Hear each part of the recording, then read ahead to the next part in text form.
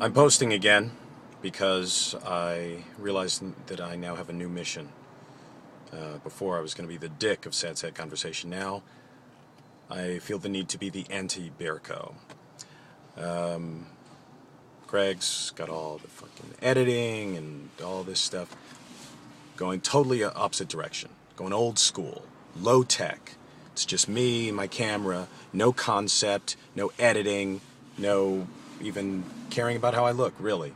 But I have an audition that I got here early for, which never happens. So I only have a few minutes. Gonna lay that out. I am the anti-Bierko. This is no concept, no thought, nothing. Michael, Steve, what are you, insane? No, why would you want to be without power? That's ridiculous. That's like saying you want to die at 35 again. It's like, man, I missed the bubonic plague. That's ridiculous. Having no power in the winter means you're cold. You only like it as a concept because you're not in it anymore. What else? Don't remember what Sam's doing. But it's Sam and Lynn and Steve and Lynn. It's again, we're getting very high tech here, people. Let's get back to how we feel. In terms of me being the dick of Sad, I had a revelation about that. I'm not the dick of Sad Conversation. I realized that my dickishness is really only towards Jill. It's really only applies to her. In Annie Hall, there's Christopher Walken, and he's driving. He talks about how sometimes he wants to swerve into the oncoming traffic. I'm like that. Whenever I'm driving, I think about going off, or if there's somebody beside me in my, blind spot, I think about, wow, what if I just went over into their lane, and how would it impact the car? How would it bend? It's the passenger side, so I'd probably be okay.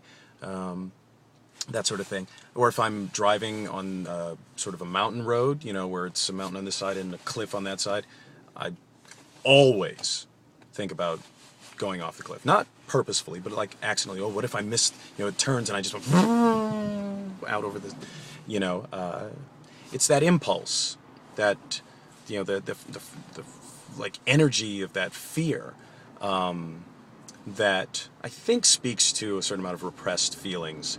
But the thing is, you also have those repressed feelings, those impulses towards cruelty, in dealing with people.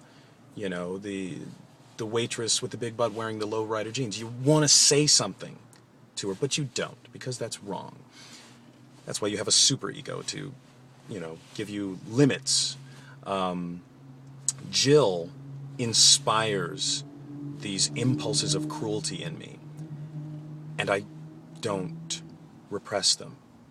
Jill sort of like overpowers my superego, and just lets the id fly.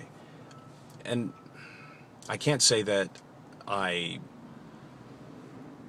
let those impulses come out gladly, but I am complicit. There's a willingness there. So it's not rape. It's really just more like Jill is really kind of rough with my superego. And we haven't really agreed on a safe word. Wow, okay, this is going in a weird direction. What else? Sarah, tweeting up a storm, not posting. Okay. All good in the neighborhood. I don't have time to post. I'm here about to lose money because I'm not preparing. An actor prepares. That's what an actor does. Apparently, I'm not going to act today. I'm just going to be. No, you know what this is? This is actually part of my process, because your best audition is always the one you do in the car after the audition.